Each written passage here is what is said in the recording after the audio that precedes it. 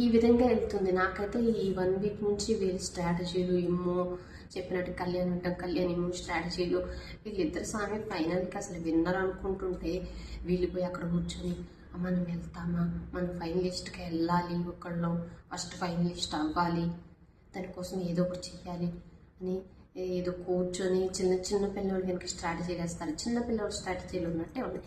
ఎందుకంటే అది ఒక బుద్ధి బలం ఉన్నవాడికి అలాంటి స్ట్రాటజీలు అయితే వర్కౌట్ కావు. వాళ్ళు ఉన్న ఇమాన్యుయల్ ఏ గేమ్ పెట్టినా పర్ఫెక్ట్గా 100% ఇస్తాడు, అందులో అసలు తిరిగేలేదు. అలాంటి ఇమాన్యుయల్ కూర్చొని సంజనాతో ఆడాలా, లేకపోతే సుమన్ శెట్టి గారితో ఆడాలా, మనం ముందుకు వెళ్ళాలంటే వీక్తో ఆడాలి, లాస్ట్లో వాళ్ళతో ఫైట్ చేద్దాం అంటే అసలు నువ్వు తాడుపేడి తేల్చుకోవాల్సింది ఫస్ట్ స్ట్రాంగ్ వాళ్ళతో చేయి ఫైట్.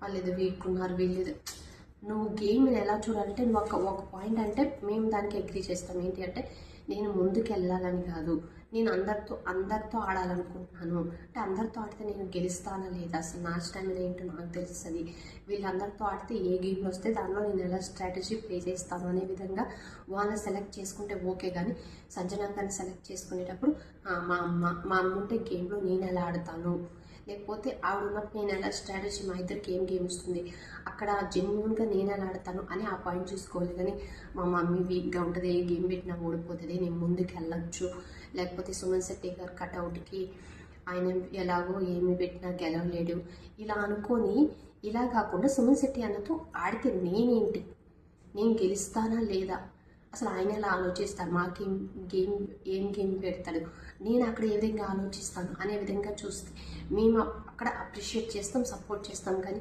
ఇలా ఈ విధంగా కూర్చొని ఆ వీక్ కోళ్ళు ఎవరున్నారు ఏంటి, ఎవరిని పంపించాలి, లాస్ట్ దాకా మనం ఉండాలి, గెలిస్తే నువ్వు గెలువు లేకపోతే నేను గెలుద్దాం అన్న ఈ వేలో అయితే నాకైతే నచ్చలేదు. మీకేమనిపిస్తుందో కామెంట్ చేయండి.